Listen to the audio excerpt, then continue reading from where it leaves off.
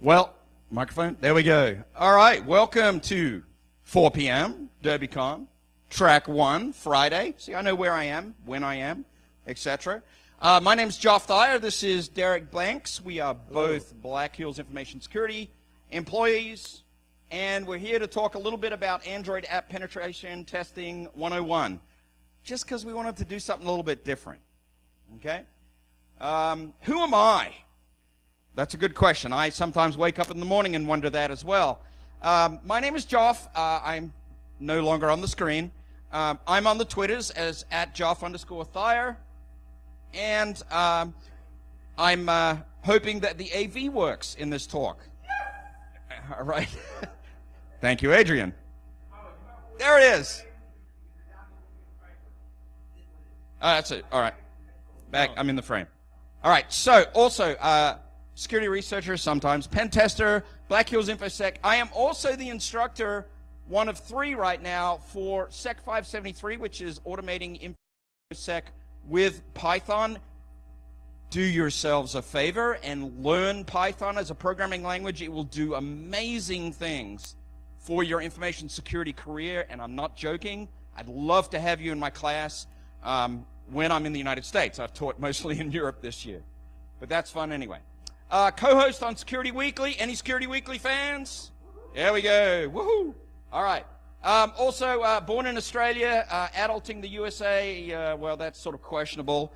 And musician geek, dad, middle-aged. I was laughing, these guys talking about being old. Was anybody in Paul's talk? He's like, oh, I'm so old. I'm like, dude, I'm 10 years older than you. Right? Stop that. All right, so that's about me. Derek. Hi, I'm Derek. I don't do any of that stuff. No, I work at Black Hills too. I am a holder of multiple certifications, none of which you guys care about at all. So, oh, sorry. See, that's what happens with the muscle relaxers. I can hear myself, right? So I was hoping that Joff would spend the whole talk down there. So on video later, it would just be me standing here and words and me just looking around. But right. So how many of you folks are from Virginia? The coast of Virginia, like Tidewater area? Oh, sweet. Come to my meetup once a month.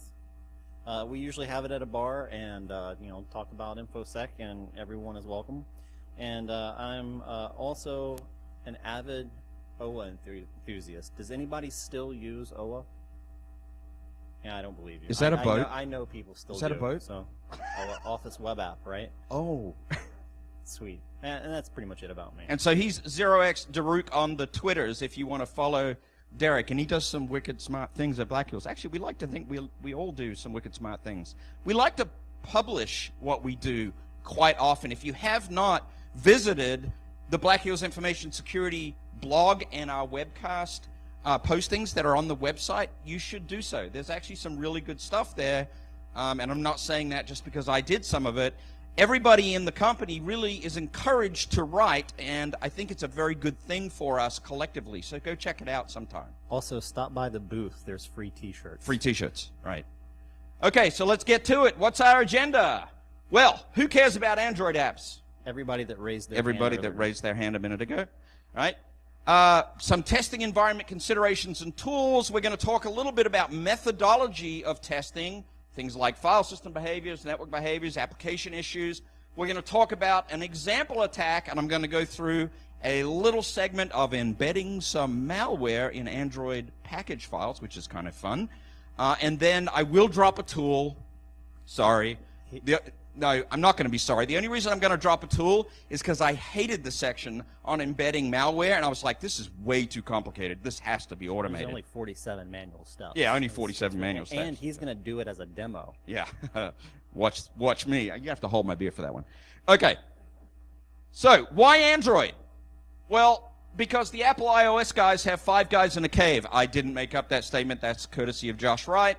5 guys in a cave mean they're guarding the gates from malware, right? And they're trying their hardest to maintain this security paradigm, which they've done relatively well at.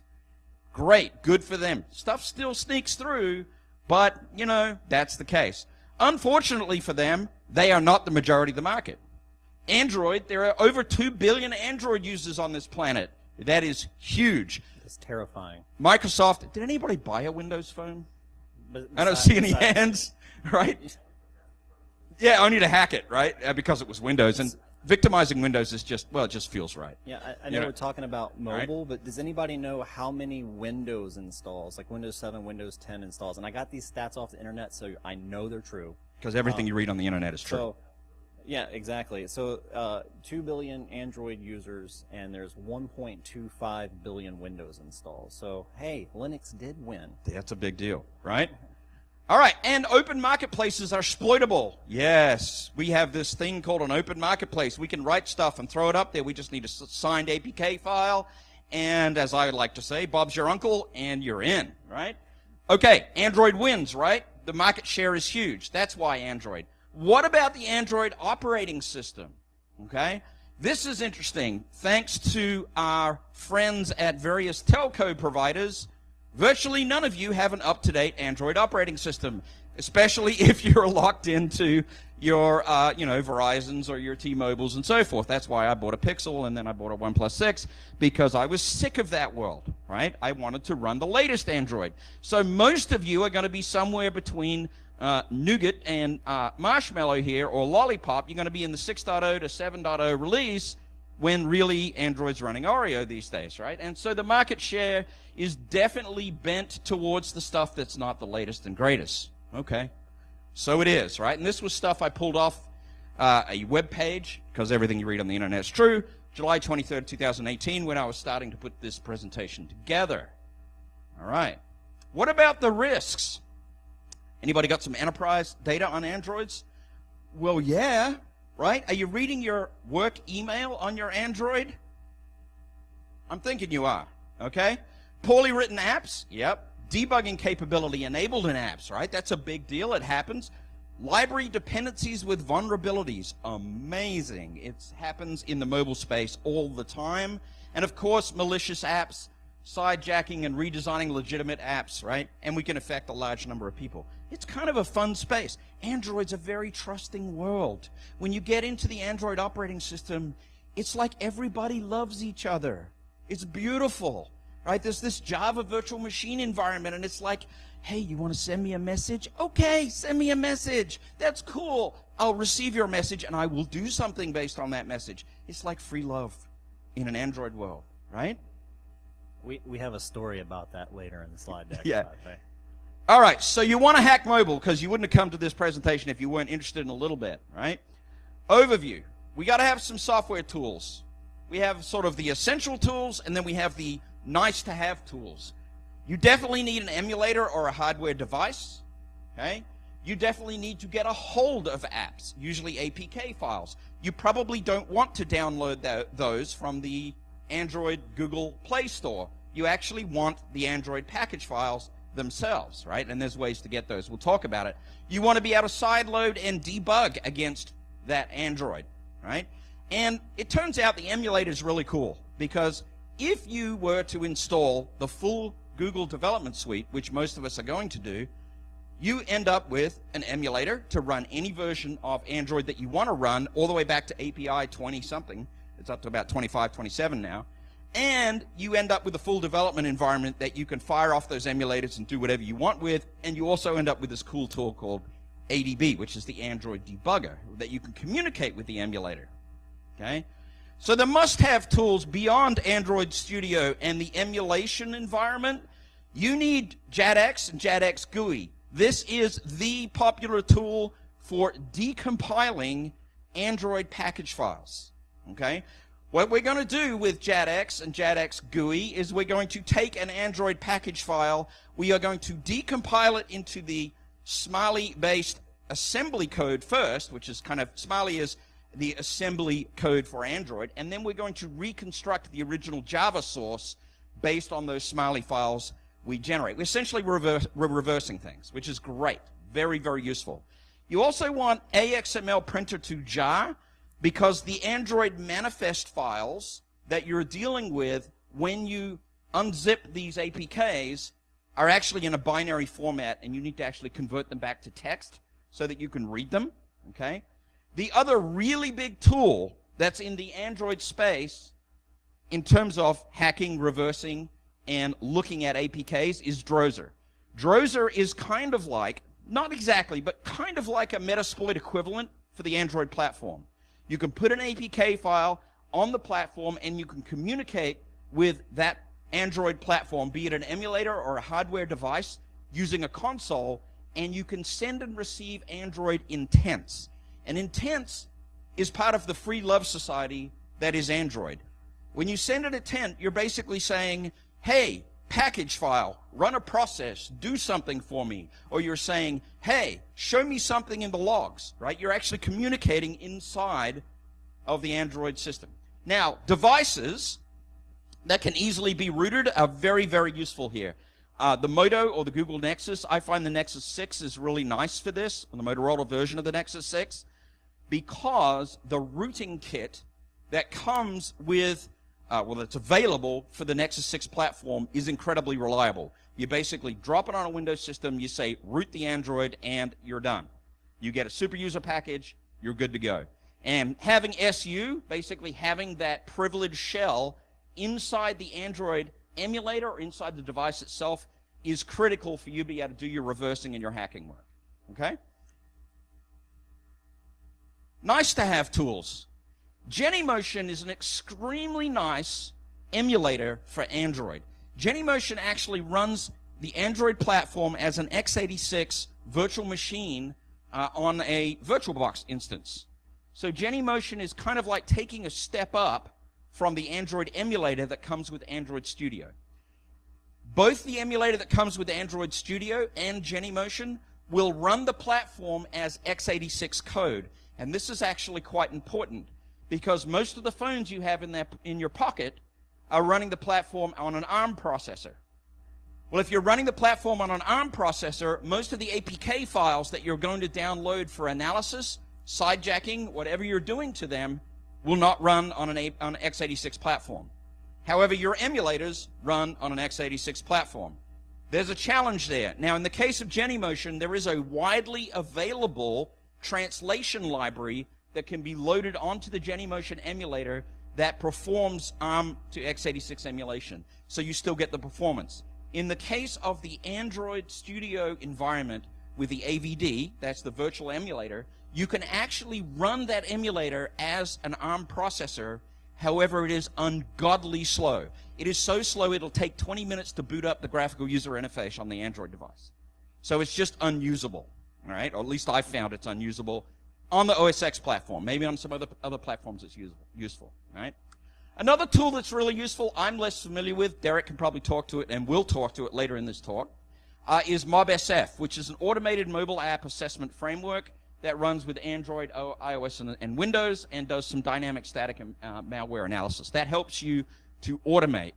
So these are some of the pieces, parts that we can put together when we're looking at hacking and reversing Android code, and for the most part, detecting vulnerabilities in that code, because you will find yourself, when you're looking at Android package files, looking from the perspective of a lot of reversing and source code examination, because frankly, that's the way you're going to find the vulnerabilities. It's much harder to actually poke at the app as it's running, although Drozer does give you a fair amount of ability to use intents and actually stimulate the app in a stimulus response kind of fashion.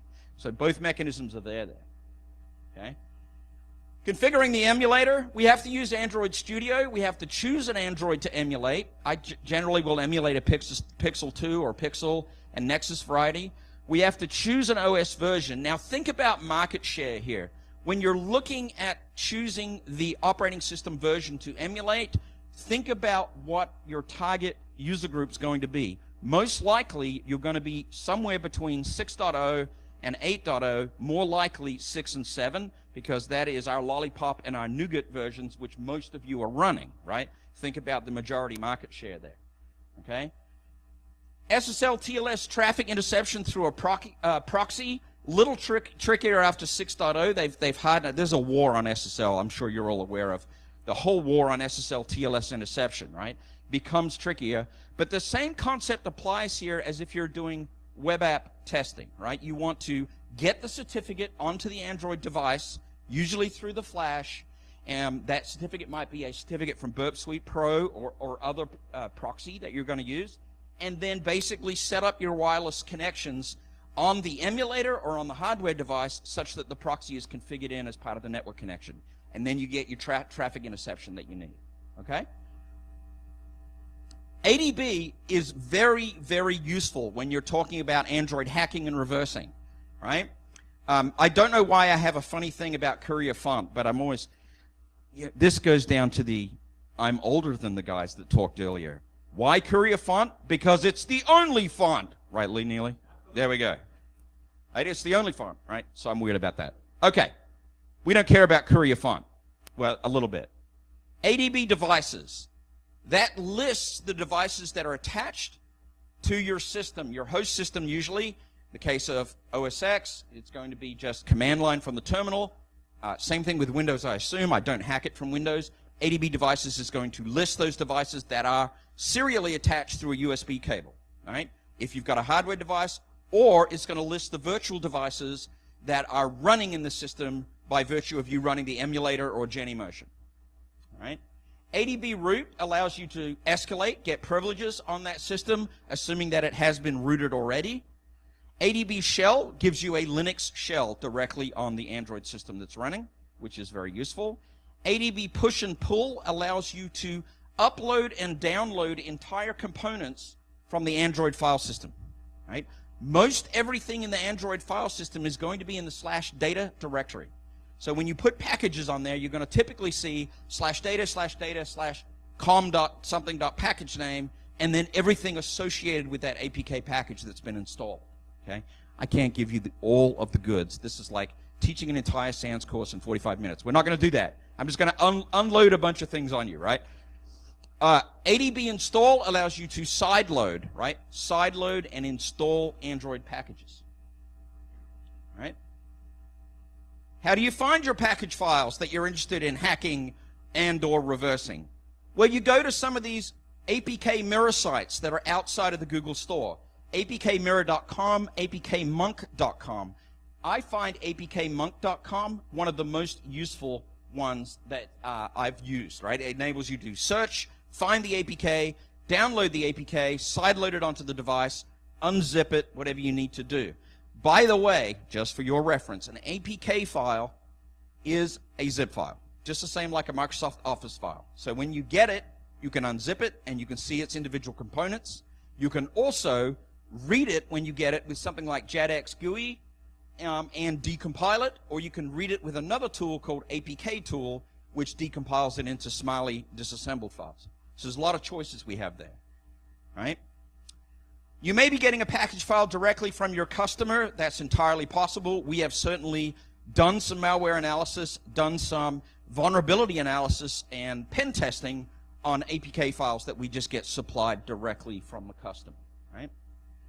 Now, how do we copy the APK file from a device? Here's a small example that Derek put together for us. We can do ADB shell PM list packages. That will give us a list of all the packages that are on an Android device. We can actually do ADB shell PM path for com.app.sumapp to find the full path, and then we can pull the APK file directly from the device. We can also pull an entire directory from the device where that APK has been extracted and installed. And that's actually kind of interesting, because what you find yourself doing when you're getting involved in Android analysis is you'll run the app once, and then you'll pull the entire directory.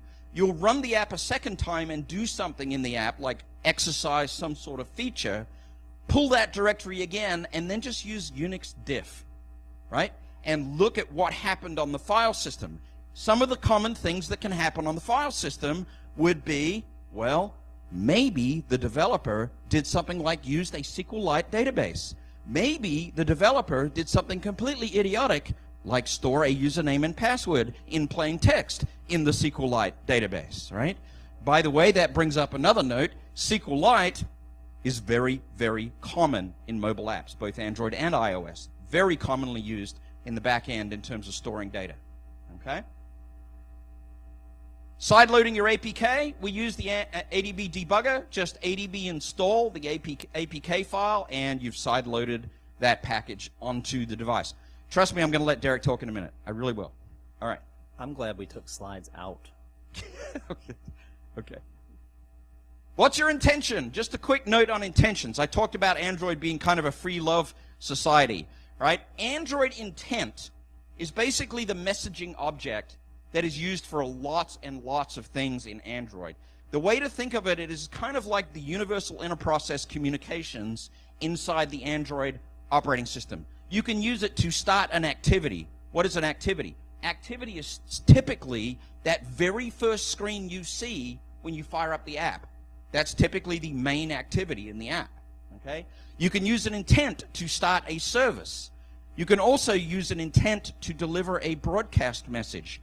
For example, how does your Android system know that it just rebooted, or that the wireless service just got turned on, or the wireless service got turned off? The apps can actually subscribe to and receive broadcast messages from the system so that they can actually perform different activities, perform different services, different code paths based on the broadcasts that it's receiving. So any of these apps in the virtual machine, because it's a large Java virtual machine, can actually communicate amongst each other, receive intents, send intents to each other. It's just like free love in there, right? So you have to be very, very careful with the way you filter these intents, all right?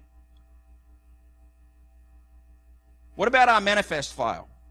Very common file in Androids is the Android manifest.xml. It's in all apps. It actually has requirements to declare the application name, declare all the components of the app. It includes a declaration of all the activities, all the services, all the broadcast receivers. It declares all the permissions that the app needs, such as I need the internet, I need to access your contents, your contacts, because all apps need to access your contacts, right? I need to access your wireless adapter, I need to access your Bluetooth, because that's fun, right? Etc., right? Oh, hello. And it also declares hardware, software features that might be needed. So the message to you as an analyst, if you're faced with a mobile application assessment, is the Android manifest is the first thing you should look at, because it gives you a good lay of the land. It gives you essentially a map of the various portions of that app and what permissions are in that app that it needs to operate in the environment. And it may actually contain some malicious things, which we'll get to in a little bit. Okay? What about Drozer? Drozer is our framework for Android security assessments. Drozer consists of two components. One is an agent APK file that runs on the Android itself, and the other component is a console that runs on a Unix system. Now, it can run on Windows, but it's most likely considered malware. Did you put that in? Yes, anyway, because it's considered malware. It's considered malware because Windows Defender considers everything malware these days. And it communicates over TCP via localhost, which is port forwarded, the default port, 31.4.15, right? The other thing about Drozer, it has various modules to examine the application itself.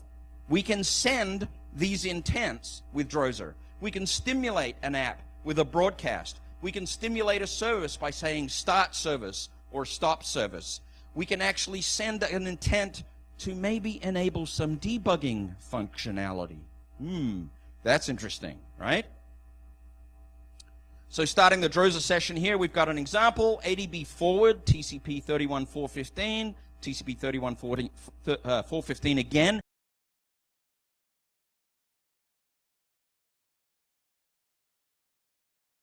Gives us the port forwarding, and then Drozer console connect. Assuming that the agent is running on the emulated platform or the hardware device, you will then actually go into a Metasploit-ish console that allows you then to examine the attack surface, send intents, do all kinds of things. Here's another tool that you're going to use. I told you this is a giant survey, very quick talk, okay? Another tool that we're going to use is JADX GUI. This allows us to deconstruct the DEX files. DEX is the executable format that Java Virtual Machine in the Android uses into Java source. So it's actually decompiles the APK. The APK is zipped DEX files. brings them back to Smiley, and then decompiles the Smiley into Java source. Okay? So then we can actually search through the source. We're reversing the whole app. Okay? We can search through the source code at this point for interesting things. Things like intent communication. Things like dangerous network class use. For example, what if your Android app has a TCP client in it that connects to some odd IP address on the internet? It's probably evil. Okay? We can look at things like SMS manager use. It's amazing, like malware encoded SMS use in apps. I mean, they'll just like send a kind of like a command channel, right? They'll send something out to some odd SMS channel, and it'll say, hey, I'm here, or here's all of the contacts on this device, right? So you can look for things like that, all right? And at this point, I'm going to turn it over to Derek. That was super fast. What you got? No, so all those tools, now we'll talk a little bit about how you go use those tools. So there's two frameworks for methodologies that I like to use, bounce back and forth between them. Of course, OWASP Mobile Top 10, we're not going to go through all of those because this is a 45-minute talk, and unless you guys want to stay until like 8 o'clock tonight, we won't have time. And then Joff mentioned the 6-day SANS course on mobile device. Josh Wright put together some report cards that sort of walk you through some important stuff with regards to the areas that you should look at.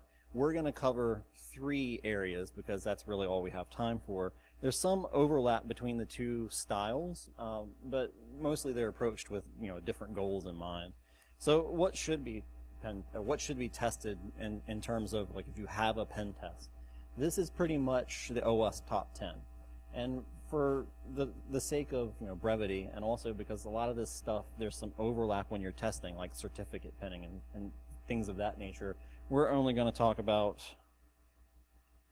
a few of these things. When you have some insecure things, stuff stored on the file system, communication-wise, code level quality and tampering, which is actually really fun, and then also extraneous functionality. So just like a normal pen test or a network pen test, I like to start off with some reconnaissance. We'll call it app reconnaissance. And file system usage is really important in terms of how things are stored. Network communication, as you probably could guess, clear text versus encrypted, and then actually messing with the application, those intents that Joff was talking about. So Joff mentioned the manifest. There's some Drozer and ADB commands. I like to cheat. Does anybody ever take pre-calculus and then calculus, and you're in pre-calculus and you're like, this is really hard. Finding the area under a curve with these, like, this takes 45 minutes, and then you get to calculus and they show you the easy way to do it. It's kind of the same thing with the manual Drozer commands versus mobsf. And I'll admit, I used to be a systems administrator. I'm lazy. I like to do my application reconnaissance with mobsf. So here's some of the ways you can list packages with both Drozer and with ADB. If you load mobsf, you basically drop the APK file in. It gives you the same information. And I use Strava here. I pulled Strava off of my phone, off my test phone. I just wanted to point out 175 activities. That is a lot of activities. Strava does a lot of crap. But when we talk about some of the apps here later, we're not picking on Strava because they have lawyers and stuff. And we don't want to mess with them. But so the other thing I really like about mobsf, I'll admit, it gives you some pretty stuff to put in a report for the client, right? But again, for application reconnaissance, sort of getting the lay of the land, it also does some of those decompiling steps, and you can also generate a PDF report to give to the client as like supporting data from your report. So insecure communication, essentially what we're talking about is whether or not the traffic is encrypted. And this is important, and this is something we'll see. We were talking about statistics earlier. So Black Hills does, I'd say, last year we did 10 mobile apps. This year so far we've maybe done 15. It's a small percentage of overall tests, but it's still there's some common things that we found, right? And insecure communication is one of those. And what I like to do, Intercepting HTTPS traffic with burp is important, but I used to be a blue team person, and I really still like full packet capture. I can't help myself. If something's talking on the network, I want the PCAPs, right?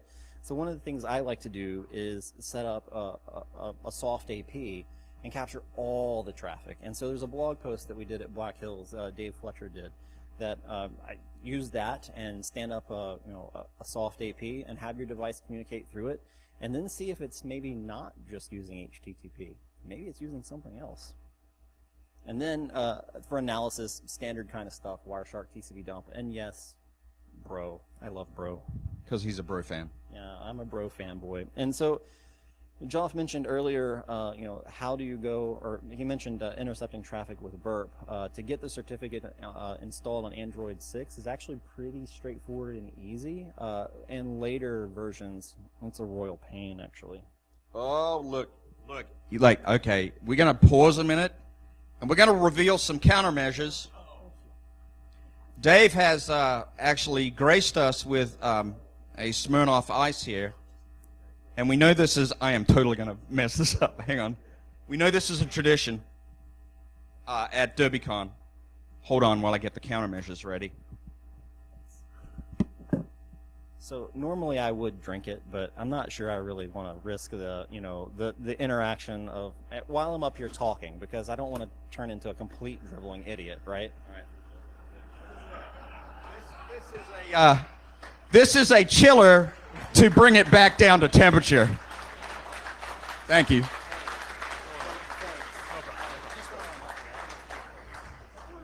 So I'm told by the Amazon advertising this will take about 10 minutes. But I thought if he's going to play this game, I'm going to play back. Thank you, Dave. All right, we'll turn that off because it's really noisy. All right, we'll turn it down. Oh, turns out the three-way speed switch doesn't work at all. Okay. All right, put it on the floor. All right, careful, water. I did fill this up with ice. And yet, all right, we'll keep it going. And the whole time I'm sitting here thinking, this is right above the laptop. This is a terrible idea.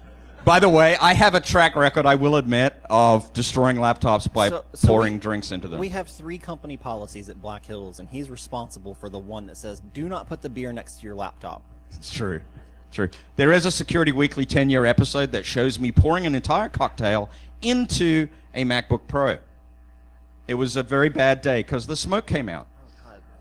I think I should have went with the alcohol. All right, that's terrible. Back to the talk now while we let this thing chill. All right. So insecure data storage refers to how things are being stored on disk, right? And I should mention this. It's hard to read, I know, but there's a session token right there in this post request. And I would just like to point out that same one was on disk on this app, right? Totally on the disk, on the file system. Just hanging out in a file, and I found credentials, I found plain text, passwords. So some of the things you should look for is basically lack of encryption, sensitive data that's being stored. Usually that's credential type stuff. And then, so how do you get at that? Well, ADB shell, Joff mentioned that earlier, and then just Linux utilities. I really like grep with some arguments, and the diff trick, that's pretty neat. So at that point, you're just kind of exploring the data directories. And I'm going to hurry because we're running out of time. This is actually, I killed it. What the hell are you doing? This was actually sort of the beginning and the genesis of this talk. Like, hey, we want to put in a talk for DerbyCon. What are we going to do? Well, we were actually on a mobile app assessment, and we found that the app we were working on, now it wasn't a banking app. I just want you to pretend that this was a banking app, right? So we found that there was an intent that we could send data to put the application into debug mode. Actually, it was even worse than that. I just want to jump in here.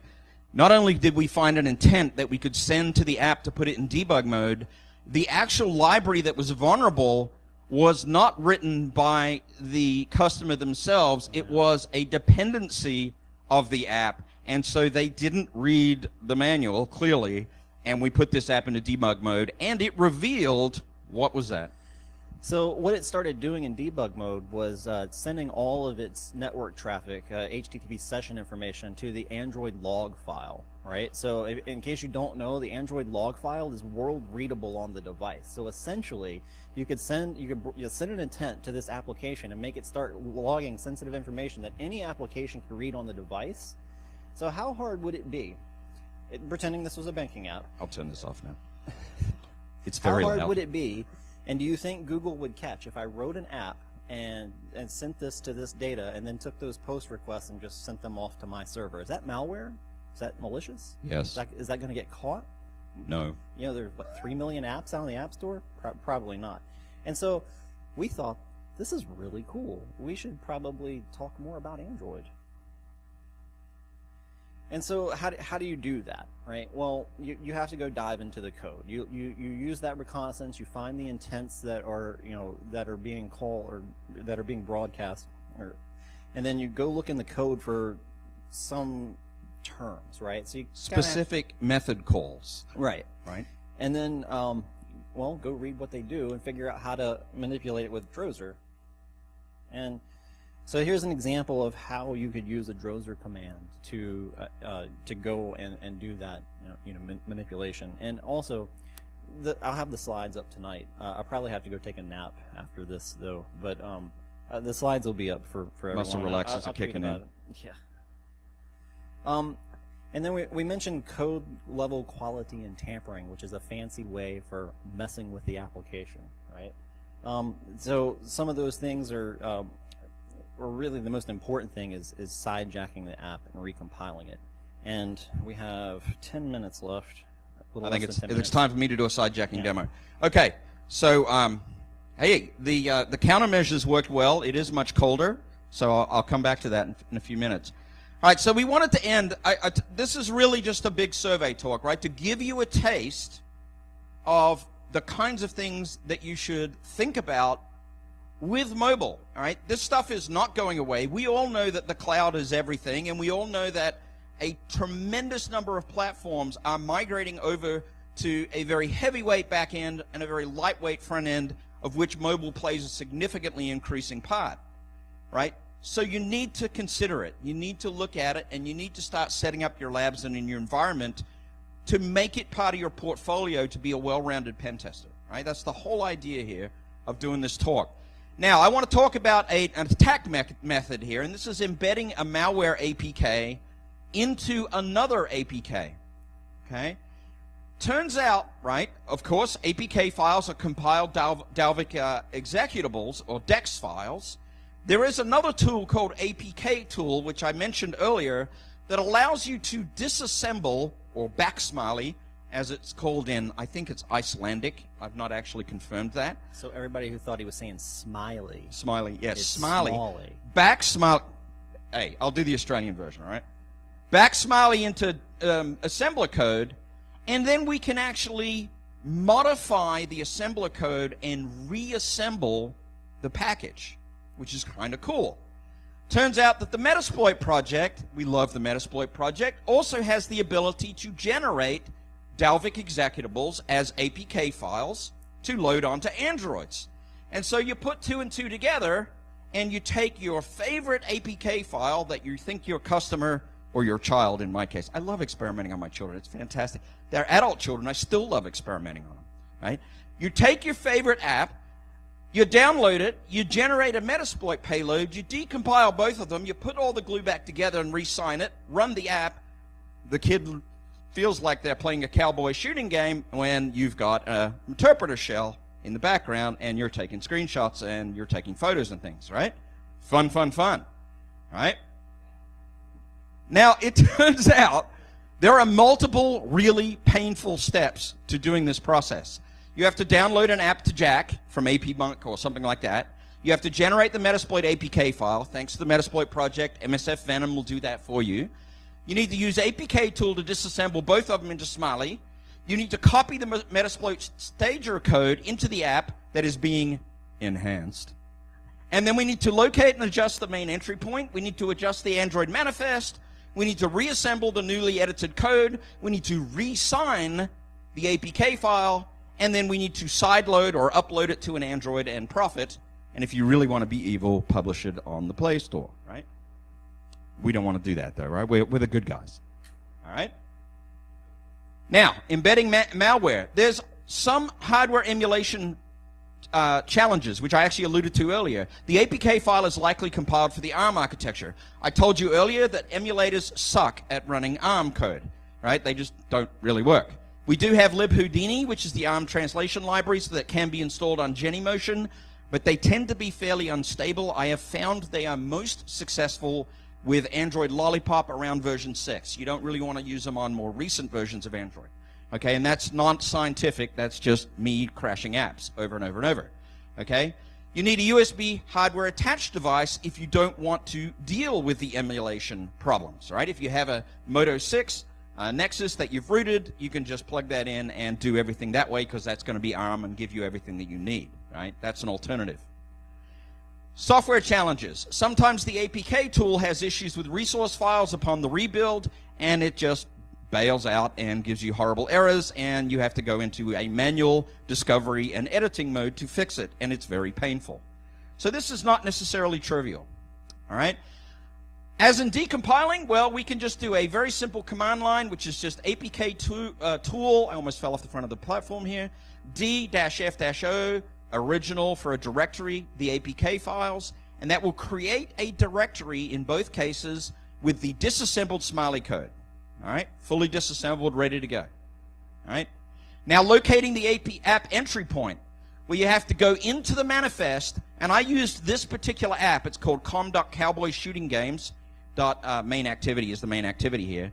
Went into the manifest file and locate this line, which is the intent filter that contains android.intent.activity main. Main is the key. That is the main application entry point. And this name field here is the activity that is launched as part of the app being launched the first time, right? That's the main entry point. All right? Non-trivial.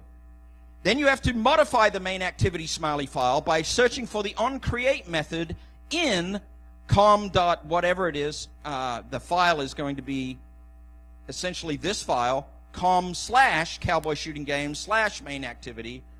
And once you get into that smiley file, this is the disassembled content, and you have to insert a line to invoke a static assembler method here, which is going to be your Metasploit payload. Okay? So this is actually non-trivial and actually subject to human error. That's what I'm trying to point out here. And then don't forget to copy all of the code from the Metasploit stage over to the APK, copy all of the user's permission and user's feature lines from the Metasploit APK to the enhanced APK, because you have to have all of Metasploit's permissions to do things like access the internet and access contents and send SMSs and take pictures, because it basically uses every possible permission that an Android has, right? All right. Then you have to reassemble and sign the APK. So basically reassembling and signing. Okay, I have abbreviated a lot of these steps, and there's a reason I've abbreviated them. One of the reasons is I have a blog entry on blackhillsinfosec.com that should be going up this week that describes this process with this exact game in much greater detail. So I will encourage you to follow the blog and read it when it comes out, all right? The other reason is I finally got to about this step after 40,000 different tries and frustrating, okay, thank you guys, and realized it's time to write a Python script, right? After all, I do teach the Python class for SANS, right? So I built a Python script, and at the same time, some of my friends on Twitter said, why did you just destroy all your Bitbucket repositories? Because at the same time, I migrated everything over to GitHub, because it was about time I did that, all right? So I'm known as Yoda66. I picked a handle.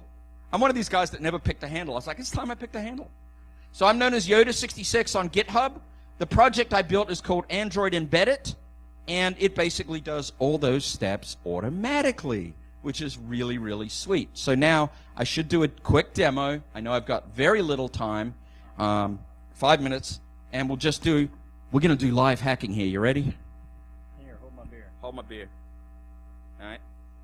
Quick demo. Here's Android embedded, running on Kali. Okay.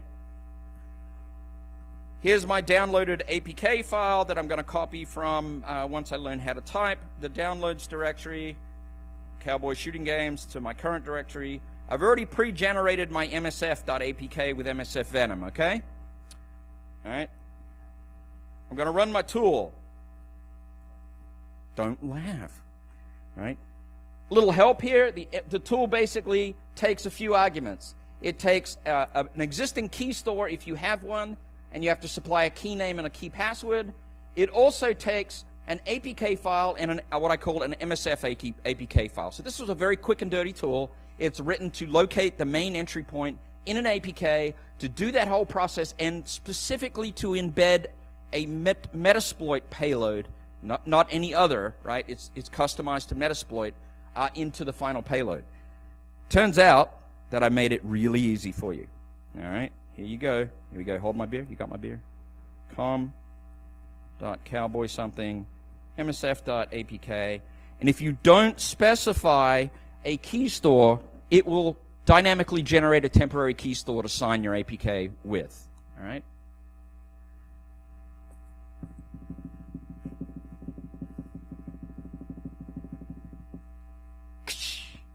It's not fair when the demo is basically just a tool that you run. Like, you're supposed to go through all those steps. If we had another 10 minutes, I would show you all the steps. Trust me, they're painful. All right? So there we go. We have a signed APK file that is now in this AE directory. It does all the work in this .ae directory, and it stores the malware APK, the original APK directory structure, generates the temporary key store, puts it all back together, and signs the file, and it's done. All right? Now we need an Android to copy it to. Bear with me, folks. I know I've only got like 2 seconds. All right? I've already copied it over to my desktop here because I did the demo here for earlier. That's my final APK. I'll copy it again just to prove it, right? That's from my VM. All right? Come on, come on, come on. Okay, this is not looking good. All right. ADB install my final.apk, and this is Genymotion running over here. It's an Android, okay? Now I jump into my Android and I find my Cowboy Shooter game, and because I'm really cool, I drag it to my desktop because I really want to do that, right? Here's my Cowboy Shooting game. I've jacked it. I run it. Look what I see, a Cowboy Shooting game. By the way, I haven't learned how to run this game. I have no idea how to use the game, all right? And look what happened over here. Nothing at all, because I didn't check my networking. Okay, you'll just have to trust me that it works, all right? You know, live demos are killer. They're a killer, all right? Who decided to do this demo? Shall I try this? It was just working, I swear to God. All right, you'll just have to trust me, but it does work. Oh, we have 1 minute? Nah, let's stop. Let's stop for questions, all right? While he messes with that, does anybody have questions? Well, we have a summary slide. No one really cares. Do you have any questions? All right, well, come see us at the booth, and thanks for stopping by. That's what.